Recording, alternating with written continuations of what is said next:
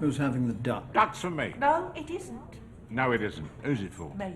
What am I having? I thought I was having the duck. The duck's for me. Chicken for my wife, steak for me. Chicken for the lady. Thank you so much. And who's having the steak? Me. Here we are then. Frascati for the ladies and Valpolicella for me. And for me. I mean, what about me? What did I order? I haven't the faintest idea. What did I order? Who cares? Who cares? I bloody care. Also buco. Also what?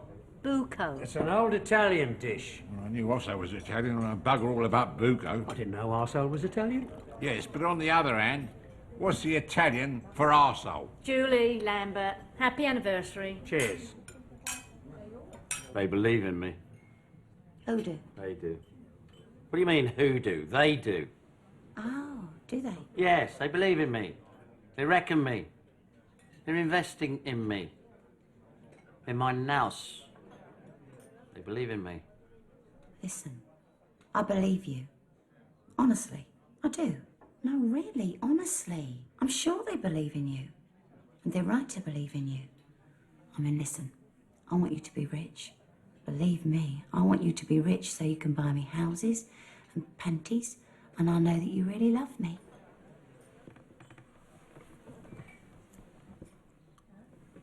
Listen, she was just a secretary, that's all. No more. Like me. You mean like you? She's nothing like you. I was a secretary once. She was a scrubber. A scrubber. They're all the same, these secretaries, these scrubbers.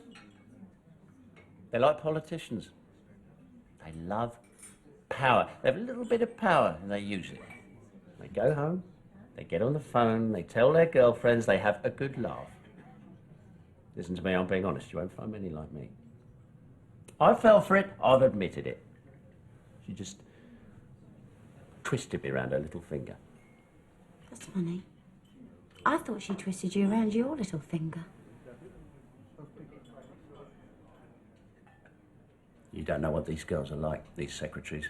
Oh, I think I do. You don't. Oh, I do. What do you mean you do? I've been behind a few filing cabinets. What? In my time. When I was a plump young secretary. I know what the back of a filing cabinet looks like. Oh, do you? Oh, yes. Listen.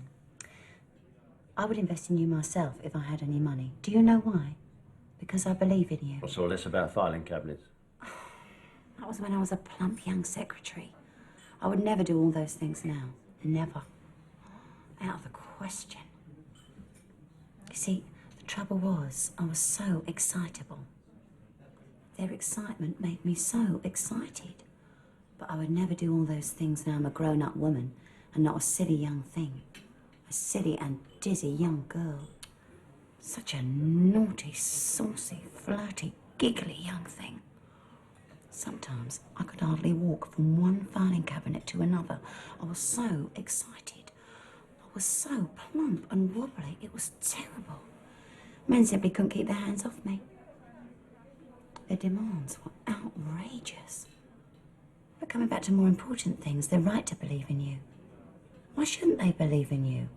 I've always told him always, but he doesn't listen. I tell him all the time, but he doesn't listen. You mean he just doesn't listen? I tell him all the time. Why don't you listen to your wife? She stands by you through thick and thin. You got a loyal wife there and never forget it. Got a loyal wife where? Here, at this table. I've got one under the table, take my tip. Christ, she's really loyal under the table. Always has been. You wouldn't believe it. Why don't you go and buy a new car and drive it into a brick wall? She loves me. No, she loves new cars. With soft leather seats. There was a song once. How'd it go? Ain't she neat? Ain't she neat? As she's walking up the street, she got a lovely, bubbly pair of tits and a soft leather seat. That's a really beautiful song. I've always admired that song. You know what it is? It's a traditional folk song. It's got class. It's got tradition and class. They don't grow on trees. You're bloody right. Hey, Matt. What? There's something wrong with this bottle. Waiter! All right, tell me. Do you think I have a nice character? Yes, I think you do. I think you do. I mean, I think you do. Well, I mean, I think you could have quite a nice character. But the trouble is that when you come down to it, you haven't actually got any character to begin with. I mean, as such, that's the thing. As such? Yes. The thing is, You haven't really got any character at all, have you? As such. Au fond. I wouldn't worry about it. For example, look at me. I don't have any character either. I'm just a reed. I'm just a reed in the wind, aren't I? You know I am. I'm just a reed in the wind. You're a whore. A whore in the wind. With the wind blowing up your skirt. That's right. How did you know? How did you know the sensation? I didn't know that men could possibly know about things like that. I mean, men don't wear skirts.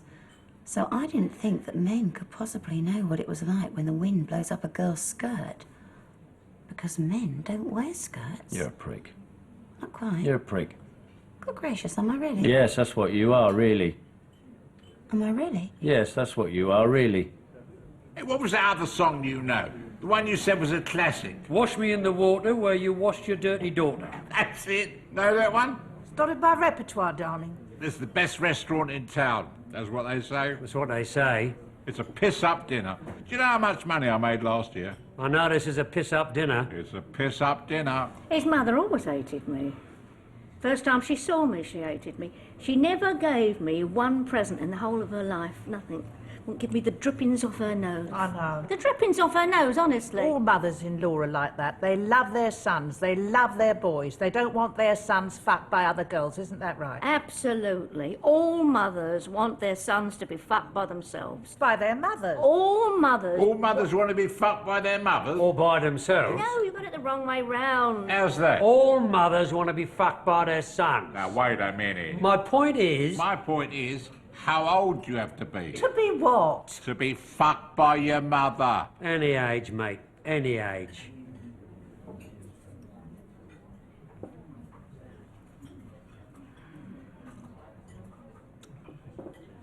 How did you enjoy your dinner, darling? I wasn't impressed.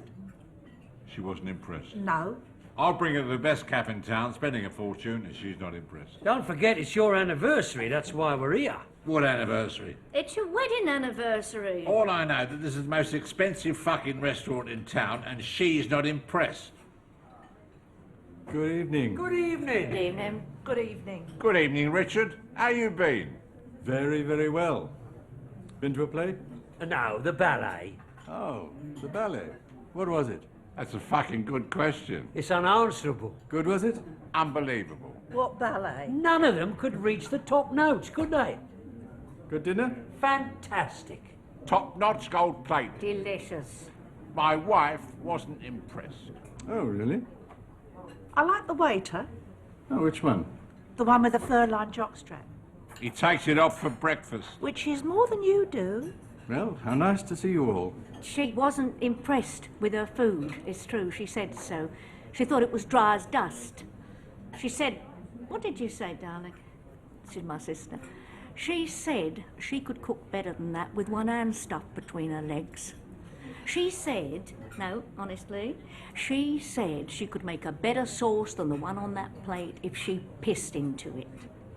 I don't think she was joking. She's my sister. I've known her all my life. All my life. Since we were little, innocent girls. All our lives. When we were babies, when we used to lie in the nursery and hear Mummy beating the shit out of Daddy. We saw the blood on the sheets the next day when Nanny was in the pantry, my sister and me. And Nanny was in the pantry, and the pantry maid was in the larder, and the parlour maid was in the laundry room, washing the blood out of the sheets. That's how my little sister and I were brought up. And she could make a better sauce than yours if she pissed into it. Well, it's lovely to be here, I'll say that. Lovely to be here. Lovely, lovely. Really lovely. Thank you. Can I thank you? Can I thank you personally? I'd like to thank you myself in my own way. Well, thank you. No, I'd really like to thank you in a very personal way. She'd like to give you her personal thanks. Will you let me kiss you? I'd like to kiss you on the mouth. That's funny. I'd like to kiss him on the mouth too, because I've been maligned. I've been misrepresented. I never said I didn't like your sauce. I love your sauce. We can't both kiss him on the mouth at the same time. You could tickle his arse with a feather. Well, I'm so glad. I'm really glad. I'll see you later, I hope.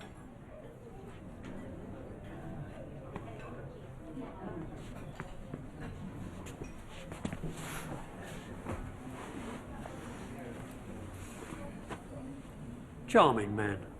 That's why this is the best and most expensive restaurant in the whole of Europe. Because he insists on proper standards. He insists that standards are maintained with the utmost rigour. You get me? The standards are maintained at the highest standards. The very highest fucking standards. He doesn't jib. Jib? Of course he doesn't jibs more than his life's worth. He jibs at nothing. I knew him in the old days, What do you mean? when he was a chef. Who the fuck is this? Yes, what? I said no calls. It's my fucking wedding anniversary. Cunt. I'm so proud of you. Yes? And I know these people are good people. These people who believe in you. They're good people, aren't they? Very good people. And when I meet them, when you introduce me to them, they'll treat me with respect, won't they? They won't want to fuck me behind a filing cabinet. Good evening. Good evening. Good evening. Everything all right? Wonderful. No complaints? Absolutely no complaints whatsoever. Absolutely numero uno all along the line. What a lovely compliment. Heartfelt. Been to the theatre? The opera. Oh, really? What was it? Well, there was a lot going on. A lot of singing. A great deal, as a matter of fact. They never stopped, did they? Listen, let me ask you something. You can ask me absolutely anything you like. What was your upbringing? That's funny. Everybody asks me that. Everybody seems to find that an interesting subject. I don't know why. Isn't it funny? So many people express curiosity about my upbringing. I've no idea why. What you really mean, of course, is how did I arrive at the position I hold now? Maîtresse d'hôtel. Isn't that right? Isn't that your question? Well, I was born in Bethnal Green. My mother was a chiropodist. I had no father. Fantastic. Are you going to try our bread and butter pudding? In spades. Did I ever tell you about my mother's bread and butter pudding? You never have. Please tell me. You really want me to tell you you're not being insincere? Darling, give me your hand. There. I have your hand. I'm holding your hand. Now please tell me. Please tell me about your mother's bread and butter pudding. What was it like? It was like drowning in an ocean of richness. How beautiful. You're a poet. I wanted to be a poet once. But I got no encouragement from my dad. He thought I was an arsehole. He was jealous of you, that's all. He saw you as a threat. He thought you wanted to steal his wife. His wife? Well, you know what they say. What? Oh, you know what they say.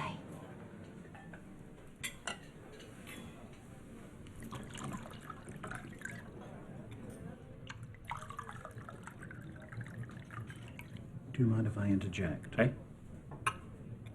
I say, do you mind if I make an interjection? We'd welcome it. It's just that I heard you talking about T.S. Eliot a little bit earlier this evening. Oh, you heard that, did you? I did. And I thought you might be interested to know that my grandfather knew T.S. Eliot quite well. Really?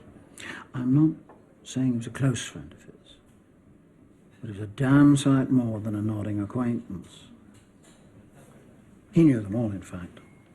Ezra Pound, W.H. Auden, C.D. Lewis, Louis MacNeice, Stephen Spender, George Barker, Dylan Thomas, and if you go back a few years, he was a bit of a drinking companion of D.H. Lawrence, Joseph Conrad, Ford Madox Ford, W.B. Yeats, Aldous Huxley, Virginia Woolf, and Thomas Hardy in his dotage.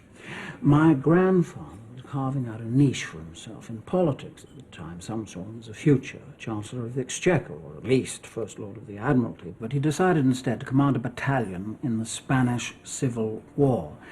But as things turned out, he spent most of his spare time in the United States, where he was a very close pal of Ernest Hemingway. They used to play gin rummy together until the cows came home. But he was also boon compatriots with William Faulkner, Scott Fitzgerald, Upton Sinclair, John Dos Passos, you know, that whole vivid Chicago gang. Not to mention John Steinbeck, Erskine Caldwell, Carson McCullers, and other members of the old Deep South conglomerate. I mean, what I'm trying to say is that as a man, my grandfather was just about as all-round as you can get. He was never without his pocket Bible, and he was a dab hand at pocket billiards. He stood foursquare in the center of the intellectual and literary life of the 10s, 20s, and 30s. He was James Joyce's godmother. Have you been working here long? Yes. You going to stay until it changes hands? Are you suggesting that I'm about to get the boot? Oh, they wouldn't do that to a nice lad like you. To be brutally honest, I don't think I'd recover if they did a thing like that. This place is like a womb to me. I prefer to stay in my womb. I strongly prefer that to being born. I don't blame you. Listen, next time we're talking about T.S. Eliot, we'll drop your card. You would make me a very happy man. Thank you. Thank you. You are incredibly gracious people. How sweet of you. Gracious and graceful.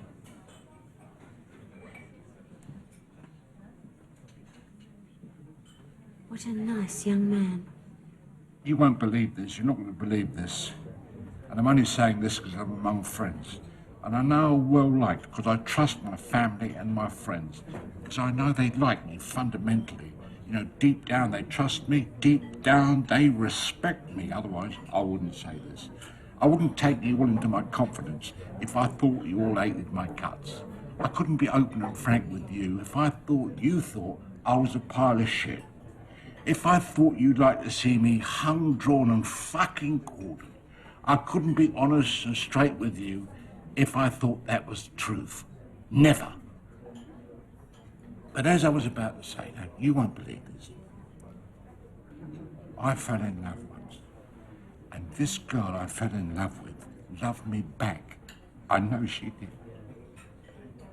Wasn't that me, darling? Huh? Her? No, not her, a girl. I used to take her for walks along the river. Lambert fell in love with me on the top of a bus. It was a short journey. Fulham Broadway to Shepherd's Bush, but it was enough. He was trembling all over. I remember. When I got home, I came and sat on your bed, didn't I? I used to take this girl for walks along the river. I was young. I wasn't much more than a nipper. That's funny, I never knew anything about that. And I knew you quite well, didn't I? What do you mean you knew me quite well? You knew nothing about me. You know nothing about me. Who the fuck are you, anyway? I'm your big brother. I'm talking about love, mate. You know, real fucking love. Walking along the banks of a river, holding hands. I saw him the day he was born. You know what he looked like? An alcoholic, pissed as a newt. He could hardly stand. He was trembling like a leaf on the top of that bus. I'll never forget it. I was there when you came home. I remember what you said. You came into my room, you sat on my bed. What did she say? I mean, we were sisters, weren't we? Well, what did she say? I'll never forget what you said. You sat on my bed, didn't you? Do you remember? This girl was in love with me. I'm trying to tell you. Do you remember what you said? Good evening. Good evening. Good evening. Everything in order? First class. I'm so glad. Can I say something? But indeed.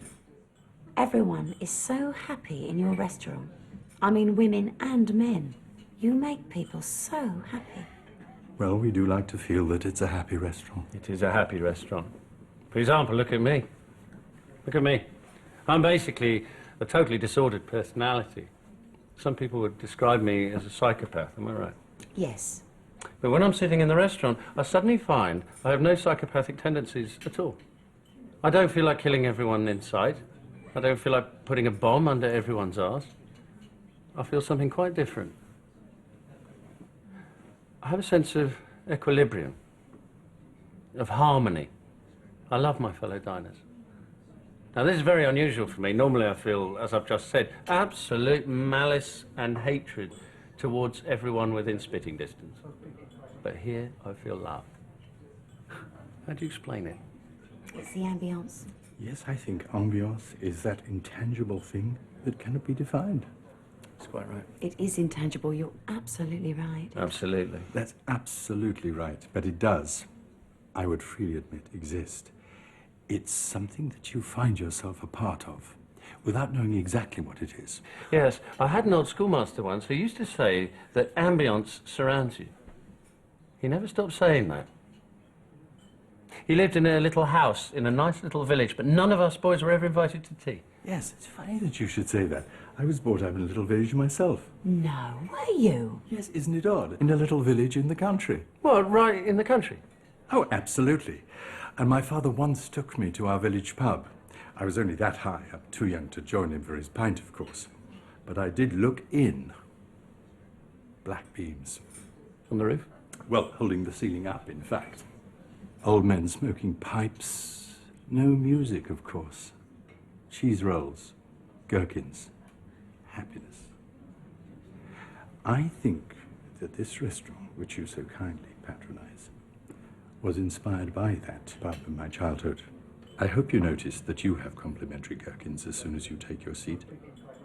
That was you. That was your idea. I believe that the concept of this restaurant rests in that public house of my childhood. I find that incredibly moving. I'd like to raise my glass What to? to my wife, to our anniversary. Oh, darling, you remembered. I'd like to raise my glass. I ask you to raise your glasses to my wife. I'm so touched by this, honestly. I mean, I have to Raise your say... fucking glass and shut up. But, darling, that's naked aggression. He doesn't normally go in for naked aggression. He usually disguises it under honeyed words. What is it, sweetie? He's got a cold in the nose, that's what it is. I want us to drink to our anniversary. We've been married for more bloody years than I can remember, and it don't seem a day too long. Cheers. Cheers. Cheers. It's funny our children aren't here. When they were young, we spent so much time with them, the little things, looking after them. I know. Playing with them, Feeding them. being their mothers. They always loved me much more than they loved him. Me too. They loved me to distraction. I was their mother. Well, I was too. I was my children's mother. They have no memory. Oh, Children, they have no memory. They remember nothing. They don't remember who their father was or who their mother was. It's all hole in the wall to them. They don't remember their own life. Everything all right? Perfect. Were you at the opera this evening? No, No. Theatre? No. no. This is a celebration. Oh my goodness. A birthday? Anniversary. My sister and her husband, anniversary of their marriage. I was her leading bridesmaid. I was his best man. I was just about to fuck her at the altar when someone stopped me. Really? I stopped him. His zip went down and I kicked him up the arse. It would have been a scandal. The world's press was on the doorstep. He was always impetuous. We get so many different kinds of people in here. People from all walks of life. Do you really? Oh, yes. People from all walks of life. People from different countries. I've often said, you don't have to speak English to enjoy good food. I've often said that. Or even understand English. It's like sex, isn't it? You don't have to be English to enjoy sex. You don't have to speak English to enjoy sex. Lots of people enjoy sex without being English. I've known one or two Belgian people, for example, who love sex, and they don't speak a word of English. The same applies to Hungarians. Yes, I met a chap who was born in Venezuela once. He didn't speak a fucking word of English. Did he enjoy sex? Sex? Yes, it's funny you should say that. I met a man from Morocco once, and he was very interested in sex. What happened to him? Now you've upset me. I think I'm going to cry. Oh, you poor dear. Did he let you down? He's dead. He died in another woman's arms. He was on the job. Can you see how tragic my life has been? Well, I can. I don't know about the others. I can too. So can I. Have a happy night. lovely woman.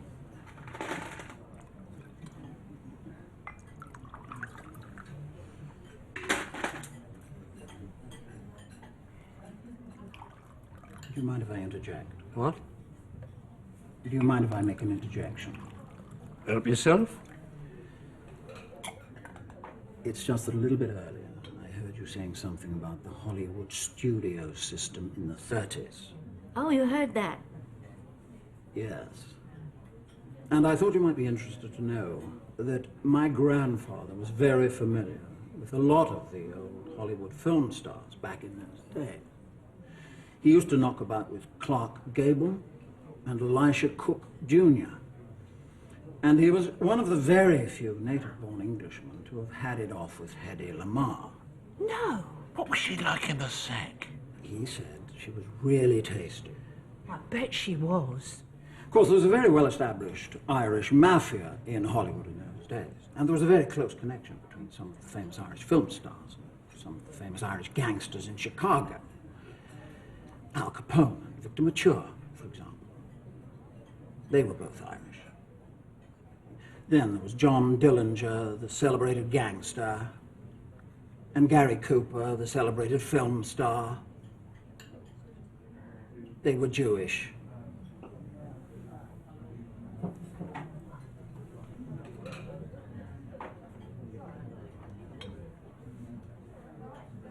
Makes you think, doesn't it? It does make you think. See that girl at that table? I know her. I fucked her when she was 18. What, by the banks of the river?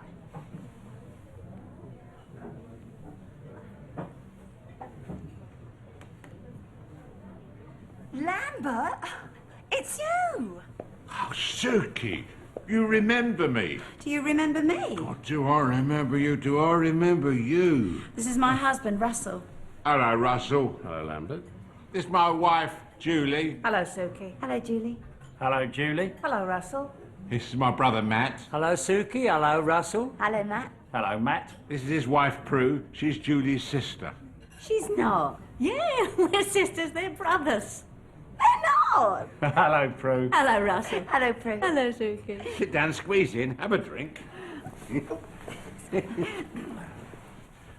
What do you have? A drop of that red wine will work wonders. Suki? You'll have the same. Are you still obsessed with gardening? Me? When I knew him, he was absolutely obsessed with gardening. Yes, well, I would say I'm still moderately obsessed with gardening. He likes grass. That's true, I love grass. Green grass. You used to love flowers, didn't you? Do you still love flowers? He adores flowers. The other day I saw him empty a piss pot into a bowl of lilies. My dad was a gardener. Not your granddad? No, my dad. That's right, he was. He was always walking about with a lawnmower. What, even in the old Kent Road? He was a man of the soil. How about your granddad? I never had one. It's funny that when you knew my husband, you thought he was obsessed with gardening. I always thought he was obsessed with girls' bums. Really? Oh, yeah. He was always a keen wobbler. What do you mean? How do you know? Don't get excited, it's all in the past. What is? I sometimes feel the past is never past. What do you mean? You mean yesterday is today? That's right. You feel the same, do you? I do. Bollocks. I wouldn't like to live again, though, would you? Once is more than enough. I'd like to live again. In fact, I'm going to make it my job to live again. I'd like to come back as a better person, a more civilized person, a gentler person, a nicer person. Impossible. I wonder where these two met. I mean, Lambert and Suki. Behind a filing cabinet.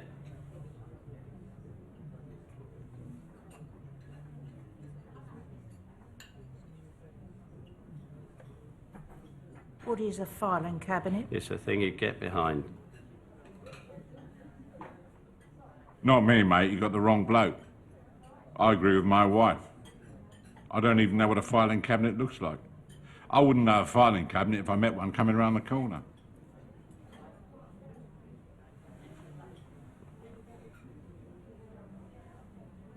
So what's your job now then, Suki? Oh, I'm a school teacher now. I teach infants. What, little boys and little girls? What about you? Oh, Julie and me, we run charities. We do charities. Must be pretty demanding work. Yes, we're at it day and night, aren't we? Well, there's so many worthy causes. You're a banker, right? That's right. He's a banker. With a big future before him. Well, that's what he reckons. I want to ask you a question. How do you know he was a banker? Well, that's the way he holds himself, isn't it? Oh, yes. What about you two? Us two? Yes.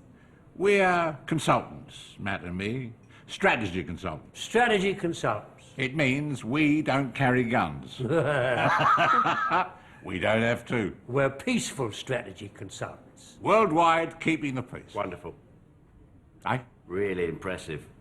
We need a few more of you about. We need more people like you. Taking responsibility, taking charge, keeping the peace, enforcing the peace, enforcing peace. We need more like you. I think I'll have a word with my bank. I'm moving any minute to a more substantial bank. I think I'll have a word with them. I'll suggest lunch in the city.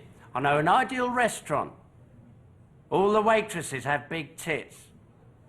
Aren't you pushing the tits bit a bit far? Me? I thought you did that. Be careful, you're talking to your wife. Have some respect, mate. Have respect, that's all we ask. Not much to ask. But it's crucial.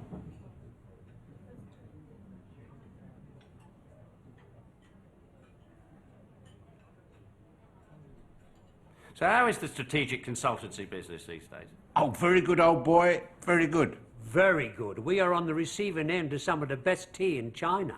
To celebrate a treasured wedding anniversary. That's the best of the best. And may the best man win. The woman always wins. Always. That's really good news. The woman always wins. To the happy couple, God bless you all. Cheers. Cheers. Cheers. What a wonderful restaurant this is. Well, we do care. I will say that. We care. That's the point, don't we? Yes, we do. We do care about our clientele, I will say that. What you say means so much to me. Let me give you a cuddle. And let me give you a cuddle. This is so rare, you see. None of this normally happens. People normally are so distant from each other. That's what I've found. Take a given bloke. This given bloke doesn't even know that another given bloke exists. It goes down in history, doesn't it? It does. One bloke doesn't know another bloke exists. Generally speaking, I've often noticed. I'm so touched that you're sisters. I had a sister, but she married a foreigner, and I haven't seen her since. Some foreigners are all right. Oh, I think foreigners are charming. Most people in this restaurant tonight are foreigners. My sister's husband had a lot of charm, but he also had an enormous moustache. I had to kiss him at the wedding. I can't describe how awful it was. I've got such soft skin, you see. Do you mind if I interject? I'm sorry? Do you mind if I make an interjection? What on earth do you mean? Well, it's just that I heard all these people talking about the Austro-Hungarian Empire a little while ago, and I wondered if they'd ever heard about my grandfather. He was an incredibly close friend of the Archduke himself, and he once had a cup of tea with Benito Mussolini. They all played poker together, Winston Churchill included. The funny thing about my grandfather was that the palms of his hands always seemed to be burning. But his eyes were elsewhere. He had a really strange life. He was in love, he told me once, with the woman who turned out to be my grandmother, but he lost her somewhere. She disappeared, I think, in a sandstorm in the desert.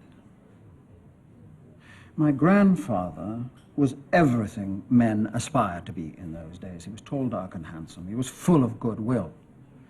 He'd even give a cripple with no legs, crawling on his belly through the slush and mud of a country lane, a helping hand. He'd lift him up. He'd show him his way. He'd point him in the right direction. He was like Jesus Christ in that respect. And he was gregarious. He loved the society of his fellows. W.B. Yeats, T.S. Eliot, Igor Stravinsky, Picasso, Ezra Pound, Bertolt Brecht, Don Bradman, the Beverly Sisters, the Ink Spots, Franz Kafka, and the Three Stooges. He knew these people, where they were isolated, where they were alone, where they fought against savage and pitiless odds, where they suffered vast wounds to their bodies, their bellies, their legs, their trunks, their eyes, their throats, their breasts, their balls. Well, Richard, what a great dinner. I'm so glad. Now, this is for you. No, really. No, this is for you. And this is for you. Oh, no, please. I'll put them down here. I'll tell you what, are you wearing suspenders? Stick them in your suspenders. There you are, my son. Fine, there you go.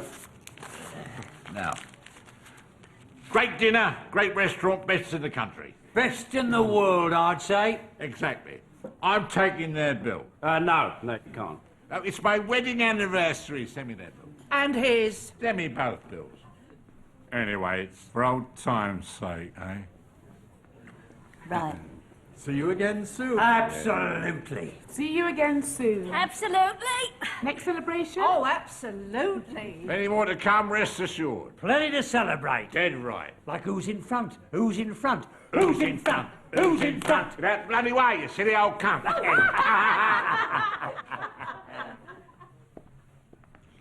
How sweet of him to take the bill, wasn't it? He must have been very fond of you. Oh, he wasn't all that fond of me, really. He just liked my... Oh, you know. You're what? Oh, my...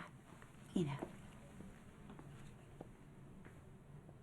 Fabulous evening. Fabulous. See you soon then. See you soon. I'll be here for breakfast tomorrow morning. Excellent. See you soon. See you soon. So lovely to see you. See you soon, I hope. See you soon. See you soon. Lovely to meet you. Lovely to meet you.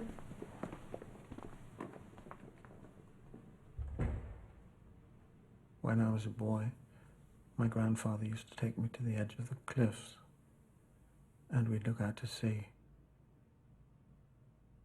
He bought me a telescope. I don't think they have telescopes anymore. I used to look through this telescope, and sometimes I'd see a boat. The boat would grow bigger through the telescopic lens. Sometimes I'd see people on the boat. A man, sometimes, and a woman. Or sometimes two men.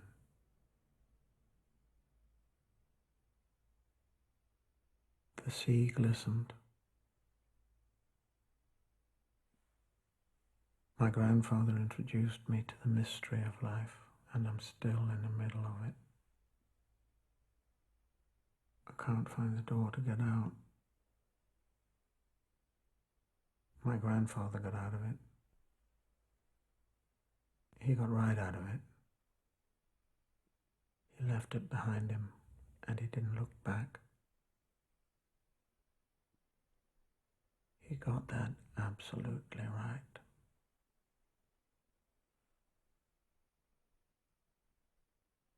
And I'd like to make one further interjection.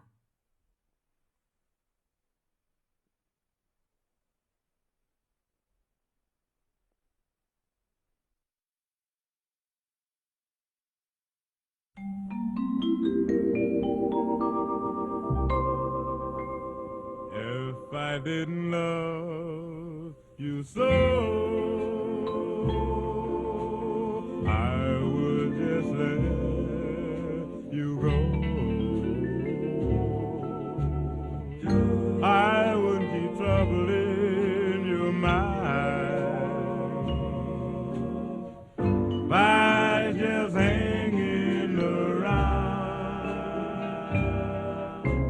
When that evening sun goes down,